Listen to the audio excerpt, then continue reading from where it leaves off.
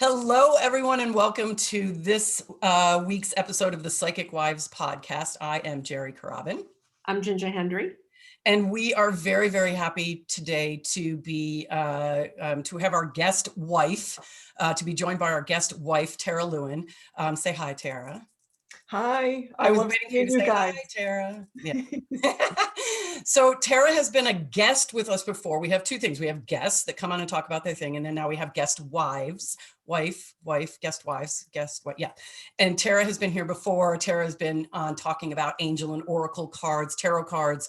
She's very much into that, Reiki master, all that stuff, etc. So if you do want information on Tara, please know that she has been a guest with us before. You can go to Apple Podcasts and look through and find that episode where we were talking with her. And you can also find all of her information on our guest page, thepsychicwise.com. Click on the guest page and all of her contact information is there.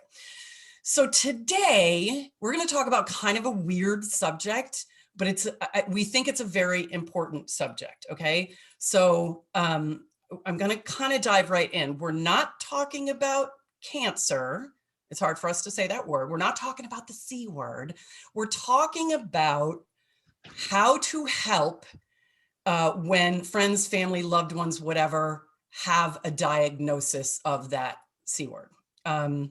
So I'm going to start out by talking a little bit about, as you guys probably know, because I've talked about it before, I was diagnosed with breast cancer. It's hard to say the words out loud.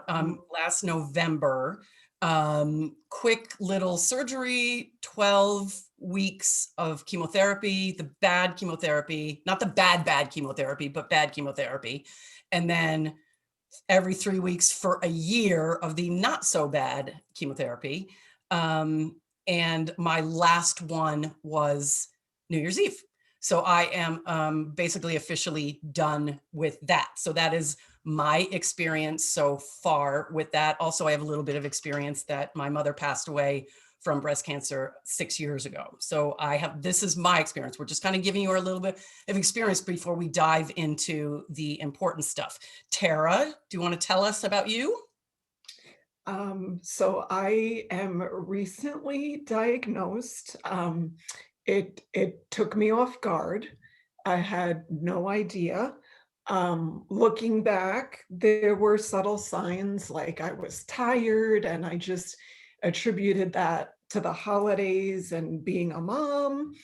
I wound up in the emergency room because of a lot of pain. Expecting to find like a run-of-the-mill like scar tissue buildup or some blockage or something, whatever. Yeah. And I got really caught off guard when they told me that I had non-Hodgkin's lymphoma. But I'm lucky that this is highly treatable. So yeah. I do find gratitude in that, and that's important for. Yeah. And so now I just want to say this, and don't get mad at me, Tara, but this is really new for Tara. Like really new, like a month old for Tara. Okay, month or two, month and a half, something like that, old for Tara. Not even a month, yeah. Yeah, not even a month. For me, it's a year. So it's a little bit easier for me to talk about it because I'm at the end of mine than it is for Tara. So everybody, just keep that in mind. Tara, do you want to talk a little bit about what they're having you do? You don't have to because it really doesn't have anything to do with it. But if you'd rather not talk about procedure treatments going forward. Yeah. This isn't exactly treatment, but for the diagnosis phase for me was kind of a long journey. I was in the hospital for 2 weeks and they did test after test after invasive test, which was hard, but a good thing. They didn't leave any stone unturned. And, I built my relationship with my doctors through that process. So that was a blessing in the mix. So I will be having 6 months of chemotherapy. Another C word. The C word. Yeah, the C word. Yeah, we got to come up with, we came up with liquid gold, we were calling it because it was a mindset thing. Liquid gold, we called it. Yeah. I like that, yeah. Yeah, so 6 months of liquid gold, and then I just found out yesterday, there's gonna be, like, a little bit of maintenance Yes. afterwards with just 1 of the pieces of liquid gold, but, we have to do what we have to do for our bodies and Yeah. for our families and for our friends, and Yeah. if this is what it takes to get the train back on the rails, then that's what's gonna And be. that's what we do. Yeah. Yeah. And I want to say when I had a month of radiation too, and we called that sunshine. Sunshine. I So like Ginger, tell us a little bit about your experiences with the C word. My experience is as a family member, mostly. I have a very large family, and my 3 of my older sisters, stepsisters, so we're not biologically connected, but have been connected since I was about 11. All struggled with breast cancer. We believe all had the BRCA gene, but it was prior to them being able to test for BRCA, and all went through very long battles. And you know, it did not. I lost a niece as well, Yeah. and I do have 2 other stepsisters who do not carry the BRCA gene who did not go through that. So my history or experience with it is as a friend, family member, support, that kind of thing. So it's, yeah, I have not had the experience of being diagnosed and going through what both of you. Yeah, but that's so that is a great transition into what we're talking about. So I know like at the beginning of this, it's like wah, wah, like all this bad stuff, but that's not what we're going to be talking about today. We're going to be talking about, so we had to get that stuff out there.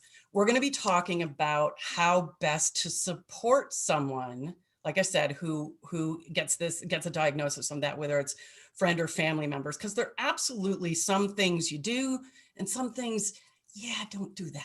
You know what I mean? So first of all, I want to say that for me, and I know for you, Tara, because you and I have been on the phone a lot talking about this, mindset is huge.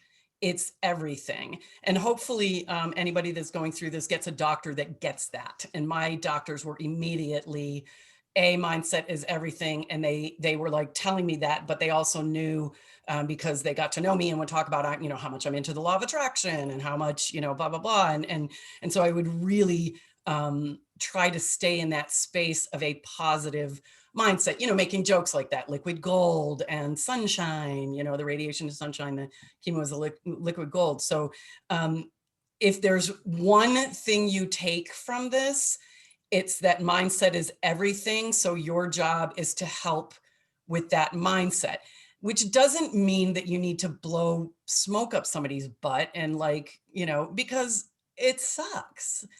Do you know what I mean? Let's not, we don't have to sugarcoat it. It sucks. But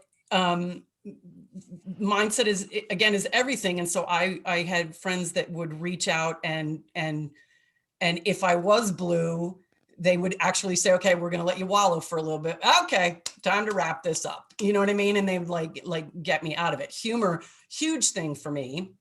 So I can say this because we'll put the E on it, the explicit or whatever. I mean, boob jokes flying right and left, up and down. Do you know what I'm saying? It was just like, it was crazy, which is a really good thing for me. Now, I'm certainly not suggesting that everybody goes with humor if somebody's not a humor person. You know what I mean? Like if you're like this really staid person, your loved one or whatever is this really staid person and no really sense of humor, you probably shouldn't be doing boob jokes or C jokes or stuff like that. But there are, ways to do that. Feel the way out. What does this person need? What does this person need? I think that's the biggest thing for me is ask the person just flat out, what do you need? There's a difference between pushing something on a person. Oh, you need to do this. You need to do this. You need to do this. And just saying, I'm at your service. Tell me how I can help you. Yes, you guys want to jump in on that? I think for me, the next sister up for me is the first one who, she wasn't the first one diagnosed, but the first one that was diagnosed with an advanced case. And she was living in Oklahoma. I'm in Massachusetts. And so we spent a lot of time on the phone, and we had this conversation. What can I do? What do you need? And I'm laughing at your talking about humor, because she really was. We have the ability to say she was a hot shit. I mean, she just was really funny. Yeah. Always, that was her nature. And so I remember when she had her mastectomy, and her saying, and she was losing hair, and she was so upset. Called me and said, "Can you believe this? I'm losing my eyebrows. I'm losing my hair, and the hair on my legs is still there. I mean, this is unbelievable." We would laugh, and then she said, "When my hair's gone," she did find somebody that she could get a wig made of, real hair. Yeah. And she said, "I think I'm going to buy a few, and one day I'll go into the office and I'll be a big boob blonde." It had dark hair like me. "Maybe I'll be a small boob redhead. Nobody will know, like, sort of who I'm coming." And so we laughed, because that was her Yeah. nature. Yeah. And that's the ground that she was going to cover. She wasn't going down. Yeah. And so I can say this too, and I know people are looking on YouTube and they might be looking and saying, "But you still have your hair. How did that go?" Well, I use this thing called a cold cap, which is it's a nightmare. And it actually helps with the mindset, because it's funny as hell. It is funny as hell. I mean, if I had the guts to put a picture of what I looked like with this thing on, what it is it's like a neoprene helmet with little gel packs in it that are frozen, and you have to change. And it's a big helmet. It's like a chin strap and everything. Like, you could play hockey in this thing. I have more protection on my head than Bay does. That's Tara's daughter when she plays hockey. I swear to God, it's like this big thing. And so you have to change it like every 20 minutes or something. And it's freezing. What it does is it freezes the hair follicles in your head. So anyway, that's why I didn't lose my head hair, but I lost all the other hair. And let me tell you, not having to shave your legs for like 6 months is freaking awesome. I mean, it really is. No, I mean, like everywhere, and it's a pain in the butt, because you lose your eyebrows or whatever.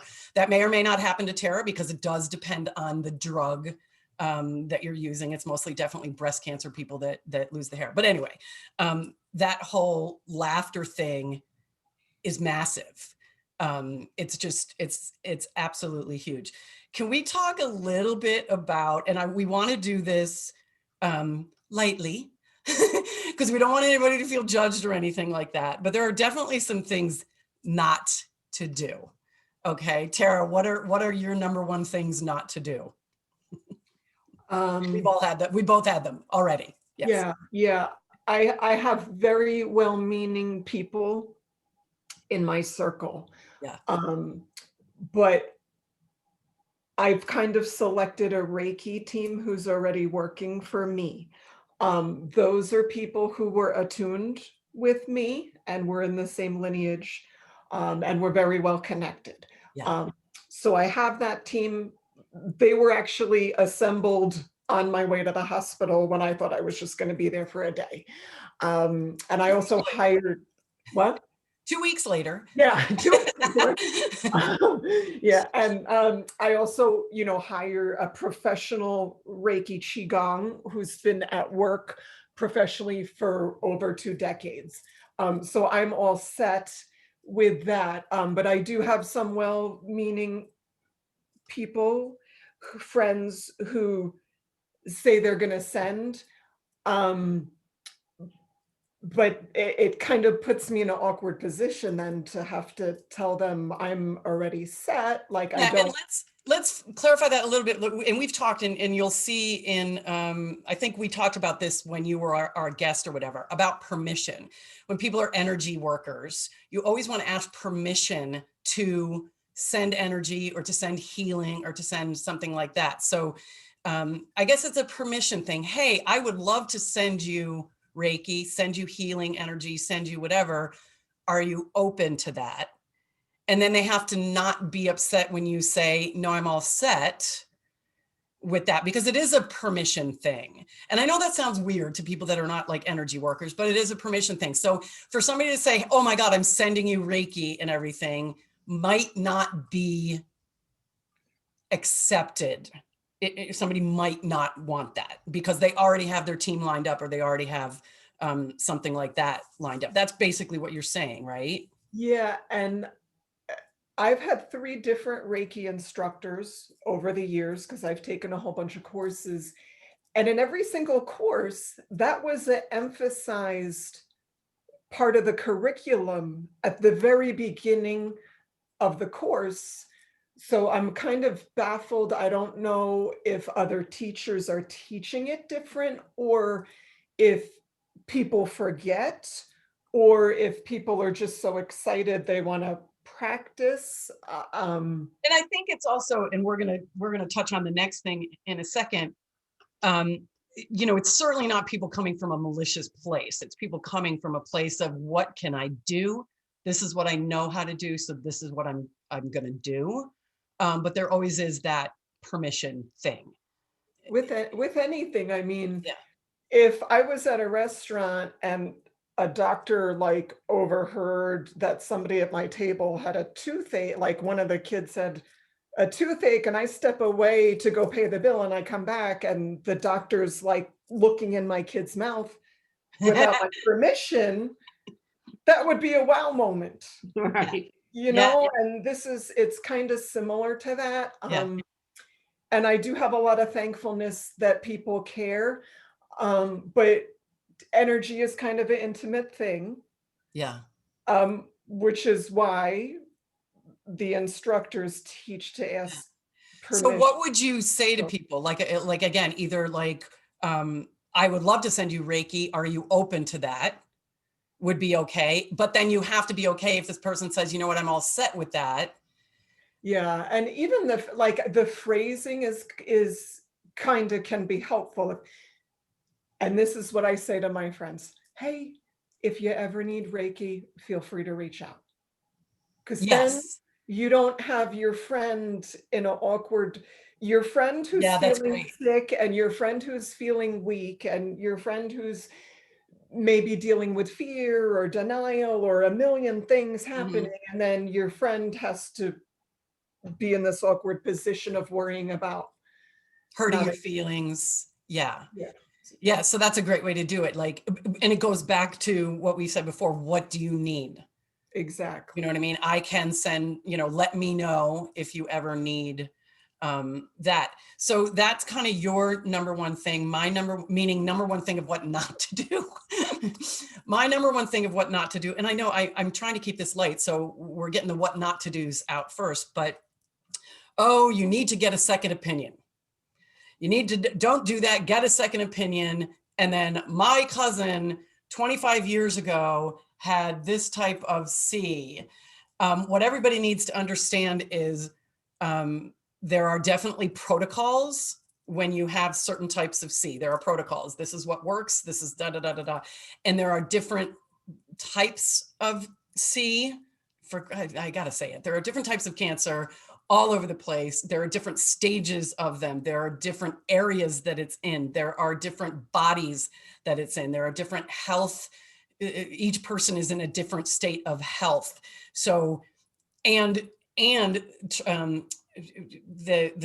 treatments and the science behind this stuff changes so quickly that anybody that had anything 25 years ago, forget it. It has nothing to do with what is going on today. So it is a little bit of a hard thing when somebody says, oh my God, go get a second opinion, because then you start to think, should I do that? I'm already so invested. I have these doctors. I like my doctor. I like these nurses.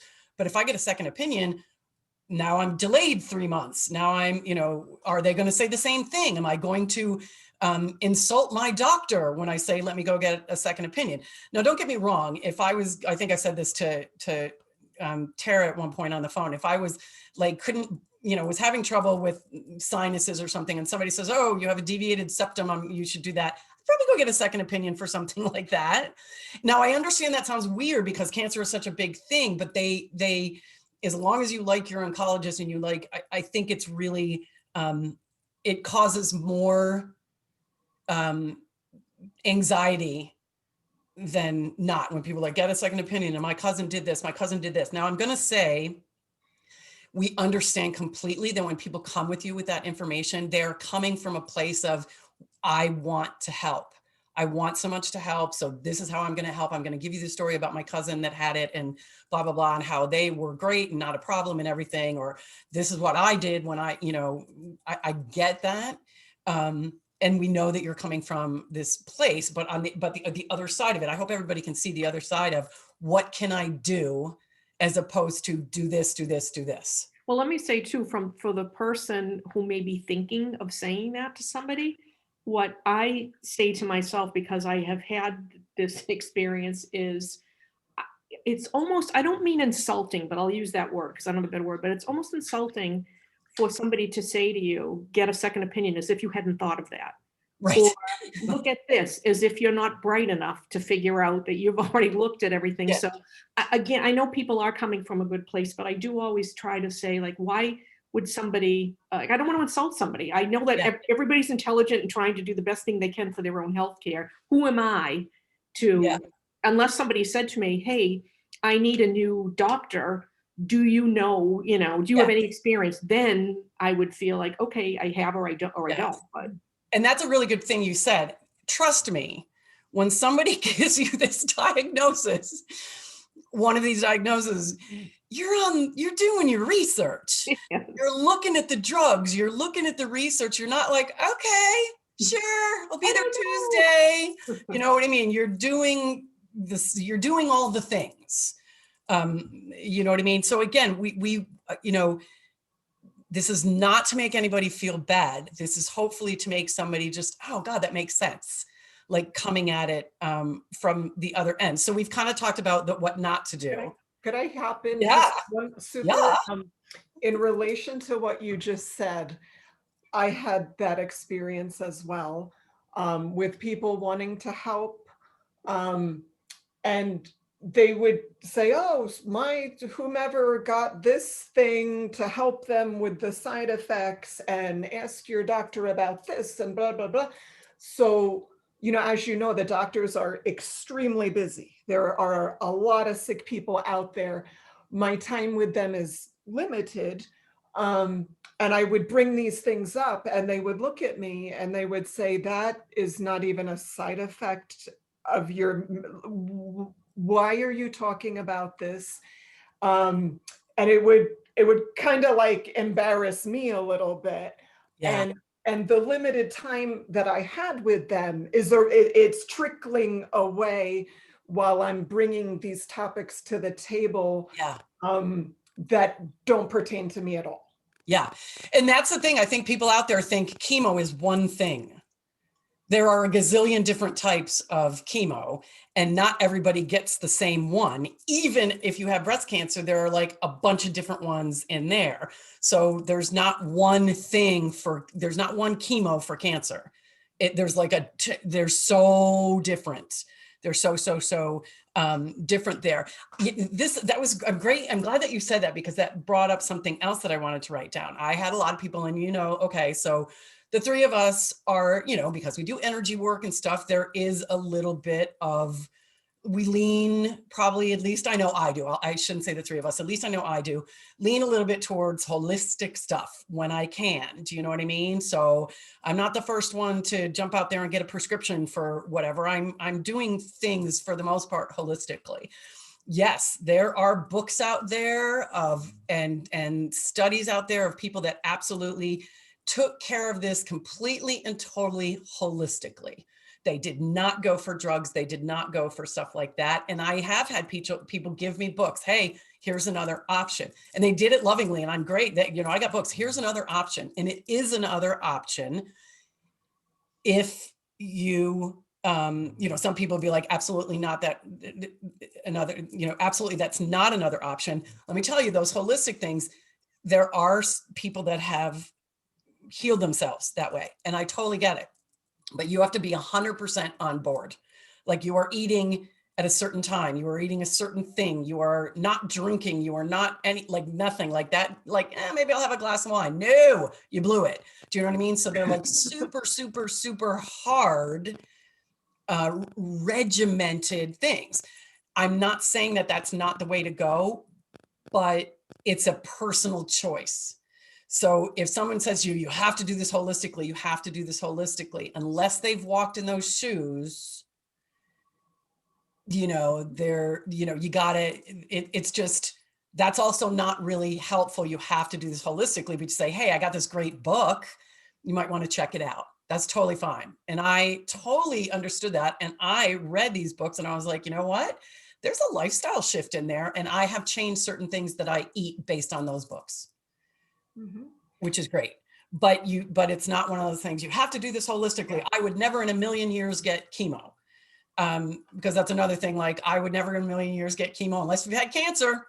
You know what I mean? Like, you know, unless you've worked the numbers and stuff like that. So it kind of goes with what Ginger was saying before, is like, we've done the research and everybody has to figure out what's best for you. And holistic is amazing. Yep. That was not an option for me, Yeah. unfortunately. Yeah. And I had to get started right away. Just all of the C words are different for Yes. different people. Yes. And mine was kind of affecting some of my other biological systems, Yes. and something had to be done as soon as possible. Yeah. So, as much as I would have loved to go on that route, there was no time for me to explore it. And my illness was already impacting the daily functions of my body. That's how Yeah. I wound up in the emergency room. Yeah. Thank goodness. Yeah. And you know, like I just said, you know, I have changed the way I do some things because of this. And I am doing more holistic things because of this. My guess is, Tara, you will end up too once things get like regulated. So I don't want, you know, I guess the whole point in that is everybody has to make their own decision. Everybody has to make their own decision about, here's another thing. And then I really swear I want to switch over to what to do. Percentages. People look at percentages differently. I was given, because I was in there saying, nope, I'm not doing this. I'm not getting that crap in me. Hell to the no. Nobody's doing that. It's not going to happen. Not going to happen. And my husband was like, okay, let's talk numbers. He's an engineer. Let's talk numbers. So we said to the doctor, if I do everything you say, what are the chances of this? If I do the chemo, the radiation, the other chemo, if I do this whole year, I have to take a pill for 5 years. If I do this whole thing, what is the, you know, chances of it coming back? It was like 2%. If I don't do all the drug stuff, what is it? And it was between 20 and 30%. Here's my point. Between 20 and 30% for a good friend of mine who went through it, that was nothing for her. And she decided not to do that, not to do the drug, because 20% to her is nothing. To me, 20% was a lot. My point in that is not saying she was a dummy or I was a dummy. It's where you feel comfortable. So you have to accept and respect that loved one for their decision. Is basically what it is. I Basically. know. I will tell you, one of my sisters that went through that had gone through breast cancer treatment, and it was miserable. This was many, like 30 something Yeah. years ago, miserable, and had a mastectomy or a double mastectomy. And then she was cancer free for 9 years. Right before the 10th year, her cancer came back. She did chemo again, and then she had a shorter window. And when it returned, I remember having a conversation with her and she said, I'm not doing chemo again. Yeah. I'm not doing it. She did ultimately do it because she had younger children that were in school. And so she did do it and had more years. So we respected that, right? Yes. I don't know what it's like to have gone through that. Right. That Yeah. was her life, and you have to be respectful. Yeah, and it's so true. When my mother was diagnosed and they wanted her to do chemo, my mom was like 73, and she wasn't I mean, she was a tiny little woman, but she ate like crap. She didn't eat, like, she was not a vegetable person. She lived on like bologna and chocolate. Lord love her heart, I swear to God. But the chemo, knowing now, going through it, the chemo would have killed her, because she was not in it. She would have just been, you know, and my surgeon, who was her surgeon, which is really weird, said the same thing. It would have killed her. So the point of that is you just really have to respect the person's decision. So I really do want to talk about like the good things now. Like we were talking about the funny things and being funny. So this is probably what you're going to get used to, Tara, which is a wonderful thing. I got cards constantly from people. People come out of the woodwork, people that you were like, you were friendly with, but you never knew them to be that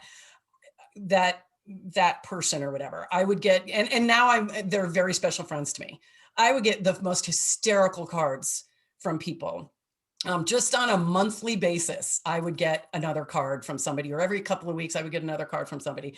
Most of my buddies knew that I was going in every Thursday. I was hooked up. Every Thursday, I was there for several hours with ice on my head, hooked up. And my phone would blow up with hysterical texts. Like, please take a picture, please show us that ugly cap on your head, please, like all this stuff or whatever, like really, really funny things. Every Thursday my phone would like blow up.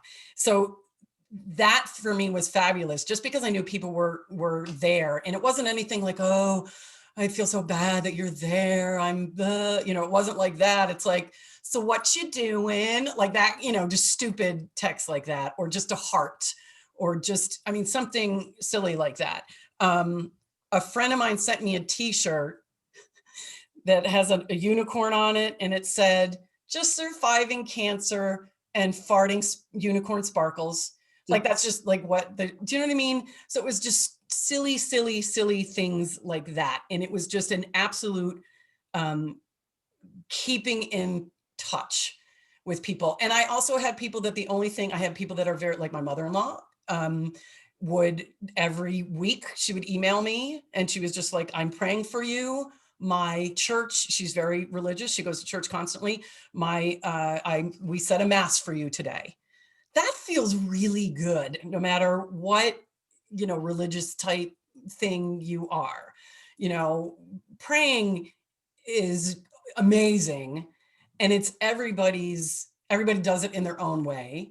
The only thing I always ask is people just stay positive when they pray for me. Like, I'm sending Jerry, amazing good vibes, and please keep her healthy and happy and mindset great and stuff like that. So that is like a really big thing. And the other thing that I have to say is celebrate the milestones. The first round of chemo, woo, you did it. One of the things that I did is I had a tote board. And every time we'd come home, we'd rip off a day, and it said liquid gold, like 12, liquid gold 11, liquid gold. And every day we would, whatever, and we kept them all. And then at the end, we had a bonfire. So we did a fire ceremony out back, and we burned those things. Same thing for the radiation. We would just like burn them or whatever. So it was like and when people found out, like, oh my God, you only have one more left. Oh my God, you just finished on New Year's Eve was my last one. And I came home and I was just like, I was just bawling my eyes out, because I was like, I can't believe this year is over. I can't believe this year is over. Starting to well up a little bit, sorry. And my husband was funny, because I was, you're always really tired after the last one. So I'm lying down in bed and we're just sitting there talking. And I came out and I sat down and got comfy in the living room. And he said, I'm going to use your computer for a second. And my office is right off of the living room. And then I said, Jerry, I can't get this thing logged in or something. So I came and I sat down. And as soon as I sat down, he clicked a button and the Zoom window opened up, and it was my high school girlfriends on a Zoom call. They all had hats that said cancer sucks. And you know how on Zoom you can put a background on? It was all like party stuff and all this stuff. And they all had cocktails. So we all sit there and had this little mini celebration cocktail party on Zoom. They're in DC and Vermont and in New York. And I'm here in North Carolina. So we had that. So these little milestones are huge, huge. Tara, I know that you're not, you're just at the beginning of it. Can you talk a little bit about what you feel would benefit you, or Ginger, what you've learned through it? What else would benefit, do you think? This sounds like weird that this would help. We're all different, so nothing's weird. I've had a bunch of people drop off flowers on my doorstep, and the colorfulness, Yes. and the life in the flowers, and also, as you know, with these liquid sunshine drips that we're getting, you're a patient, you're not a woman, but we still Yes. are women, and we're feminine and we're dainty, but it doesn't feel like that when there's a needle in your arm. So to come home and have all these beautiful flowers is just it injects that bit of femininity back Or in. don't use the word inject. It flows Yes. the femininity back Yeah. into my aura. Yeah. So that's helpful. And then the cards, like you said, and I also, we had talked about the don'ts, Yeah. and now we're moving into the positivity of the do's. And I have a friend who was kind of overwhelmed with a bunch of things that she was handling on her own when I had told her about my situation. And I thought she was like empathetic on the phone. She was great. But a couple of days later, I got this card in the mail from her, and it was the most amazing thing. It said, Tara, you kind of caught me off guard when you updated me with your life changes. And she said, like, she felt like she didn't fully express herself. And then she wrote this like amazing thing, like, Right. I'm gonna be there for you and all these amazing things. And I was like, what, like, wow, Yeah. wow. Like, she thought about that and took the time, and like it was a surprise in the mail. And like I thought she was fine on the phone. She's my friend. I love her. But I just like for somebody to kind of think, oh, let me just take another step. Yeah. I love that. I love that. Here's the other thing that it made me think about when you just said that. Normalcy is good. Do you know what I mean? Like, yes, we're going through this thing, but you don't, and well, and I shouldn't say this. I guess you have to feel the person out. Maybe some people do want to be like that. I'm one of those people that does not pink out. That's what I call it, pink out. I don't wear pink. I'm not like all, I'm a survivor. I'm a survivor. That's not my thing. I'm not judging anyone whose thing that is. But for me, normalcy was really good. So, okay, we would get on our podcasts here, in the last spring, when Kathy was still with us, Kathy, Ginger, and I, and maybe we talk about it for a little bit, but then let's go. Do you know what I mean? And it was like, so normalcy in your day, as much as you can have it, is great. So really be cognizant of the person who has it. Like, do they want to talk about this? Because they might not want to talk about this. It might be something like, yeah, I'm all good. I'll let you know when I need something. Can we just move on?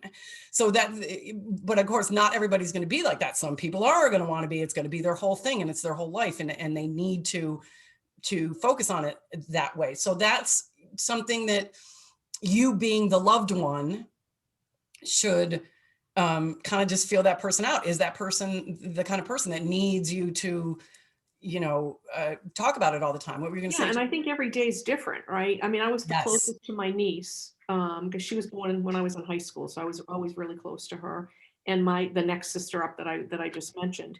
And so when we would have conversations, there were some days where they may be down, and Yes. my thing was just listening because Exactly. it sucks. Yeah. You cannot fix it. You just need to listen, and then there were times when, we catch up to see where they may be. And then it was, gossiping about the rest of the family or whatever it is that we did. And it was very normal. But I think, you have to be able to express your feelings. And I know I'm speaking for you, but I mean, as on Yes. the other side, you need to be able to experience your feelings because they're there. You can't, it's not all sunshine on anything in life. So to Yes. have somebody's ear when you're not feeling well, I think is huge as long as you're driving the boat or the ship or the process. You know what I mean? Well, I Because, understand. that, that the person who's going through this, you or Tara, you are driving the process with somebody, let's say like me, a friend or a loved one. I need to be able to feel that out. So if it's a day that you just really want to vent and you're down and you want me to listen, that's what I do. If Yeah. there's a day where you're just filling me in and saying, yeah, I had this and I was feeling lousy, now I'm feeling good.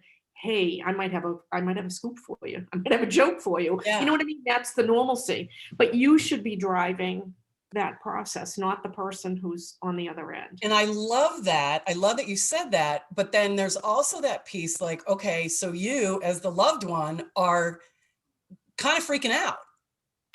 Well, you There's a don't know. possibility depending on where you are, like, you know, are you freaking out about this? Is it your wife? Is it your husband? Is it Right. like, you know, you might be freaking out about this. So um, you should voice that, again, judging how the person is, like, again, that's along that what do I do thing, like, I'm freaking out about this. Now it's not about me. I'm just saying I'm freaking out about this. I don't know what to do. Is there something, you know, how do you want me to act? Or how do you know, like, if you don't know, just be honest and just ask that. Right. You know what I mean? But then on another like different note about that, like, you may be having a bad day. Tara, your friend, felt that she was having a bad day and whatever. For me, it actually helped if, like, I would have a friend once said, you know, yeah, enough about you, I've got a problem.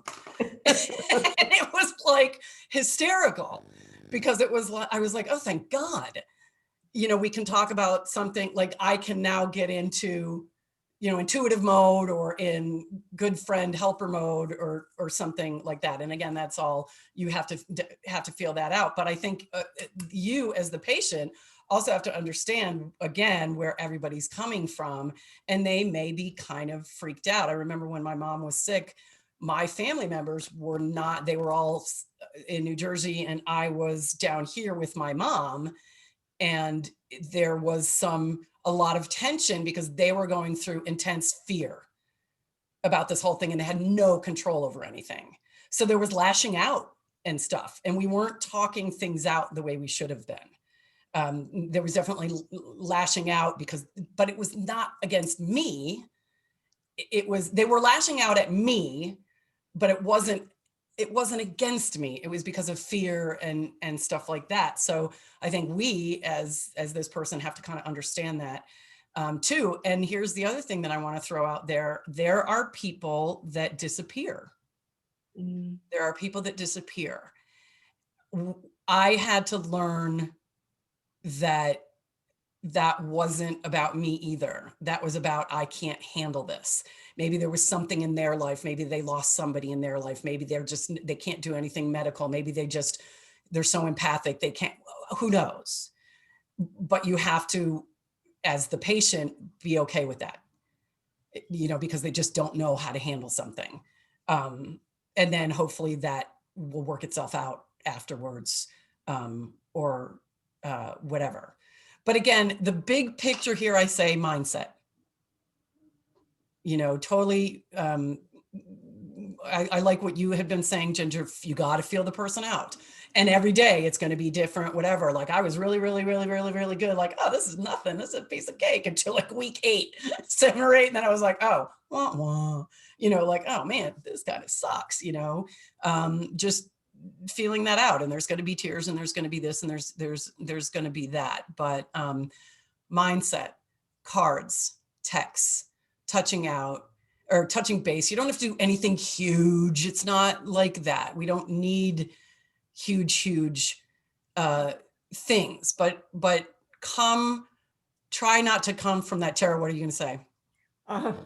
Just even something as simple, you know, because, you know, women are from Mars, men are from Venus. Yes. I have 2 guy friends. One is from college, one is a former coworker. And, you know, I was in for my IV drip, and that's what I call it. And they were just sending me like these funny, stupid, asinine memes. Yes. And wow, like that was an upper. That Yes. was an upper. Yes. Sometimes it's as simple as that. As simple as that, a funny meme. I also love that you mentioned spouse, I think you just said the word spouse or partner or husbands or something like that, they're going through something too. The spouse is going through something too. So it was lovely when my husband would get texts. Hey, how's it going? Do you need anything? You know what I mean? That just was, that helped me, because it was like, oh my God, these people in my life are so cool. Do you know what I mean? That they would think to reach out, to Rich about this. But yeah, humor is great. And I got to say, Tara's the best, because Tara's in the hospital for 2 weeks and I didn't know for the first week, because she's texting me memes and all this stuff. And then she calls me, she says, oh yeah, I got to ask you about something. I'm in the hospital. And I'm like, whoa, whoa, whoa, whoa, whoa. Back up a little bit. You know what I mean? She's texting memes and for the whole time I would have, she's like, yeah, texting a funny meme. Like, oh yeah, I had a bone biopsy this morning. Oh, did you read this? It's hysterical. And I'm like, oh my God. Do you know what I mean? Like, she puts people to shame as far as the mindset thing goes. Because yeah, she had me laughing hysterically. And I'm like, are you home? Are you home? She's like, no, still in the hospital, week 10 or day 10, like this or whatever. So yeah. And it's funny how that stuff can keep you going. Oh, totally. Like for me, yeah, that was my normalcy. I'm like, here's another asinine meme. I'm sending it to the 12 people on my list. Yes, let's go. Exactly. That's the normalcy. That's the funniness. That's all that stuff. So does anybody have anything else to add? We've covered a good bit, and I really hope that our reasoning for doing this was received. In other words, we're not bad mouthing anybody. We're not like, and it's not about the cancer. It's about we're doing this to help people because you want to help. We know that's where everybody's coming from. You want to help. And for me now, I can pay it forward. Hopefully to Tara, I can pay it forward by saying this was my experience, but also knowing the type of person that she is, and knowing those funny memes are going to make a difference, and knowing, what days the infusions are, and saying, hey, what type of oil are you getting today, or whatever, and your, oil change or whatever it is. So again, I hope everybody understands that this is coming from a place of, we want to help you help somebody else. You know what I mean? Because that's kind of what it's all about. So yeah, and it's hard to know, because it's hard to know. Everybody's different. So all of the people who extended help in whatever way that they did, I am so appreciative. It's nice to know that people care. Yeah. And I know they're in a difficult place because they don't know what to do. And each patient is different. Yeah. And each of us are different on a different day. Yeah. So it is hard for them. And it seems like the best way is just ask, what could I do today? Yeah. And honesty. I feel helpless. I don't know what to do for you. Tell me what you need. I can throw a lasagna in the oven. You know what I mean? Just ask. I think is the biggest. And it's all different, and it's all creative. Like what makes Jerry happy and feel good may be different than what makes Tara happy and feel good. Which is that great what Ginger would say, this loved one, this person. So you have to, respond accordingly or let them guide. I think the interesting thing, I mean, the crux of everything is on how we are in a relationship anyway, right? Yes. I mean, when we have a loved one, of somebody that we care deeply about, we want to be open, we want to be honest, we want to be there for them. Yep. And communication is the biggest thing that you can do in any relationship. This is on steroids. The ability to communicate. So that's awesome, because really that just pretty much summed everything up. Communication is key. Just ask, listen, talk, communication, it's key. That's it right there. is just to be open about it and everything. So yeah. Well, I hope this was helpful to everyone. I hope this was helpful to you, Tara, at the beginning of your journey. And I'm here and I'll meet you at the end of it. Me too. Yeah, exactly. So, hopefully that this was helpful to everybody. Again, it's just that mindset thing. Feel them out, communicate, be honest. Don't try to help in ways that you think help. Ask. So yeah, we hope that this was helpful to everybody. Again, Tara, thank you so much for being our guest wife, and for all those people that are not watching on YouTube, I'm doing air quotes, coming out, because this is kind of Tara's coming out about her recent diagnosis. So we love you and appreciate you more than you know to do this with us here and to help us get these words out, these messages out. So we thank you so much. And again, Tara has been on as a guest before, so you can find her on our guest page and you can listen to that episode that she did on tarot cards, etc.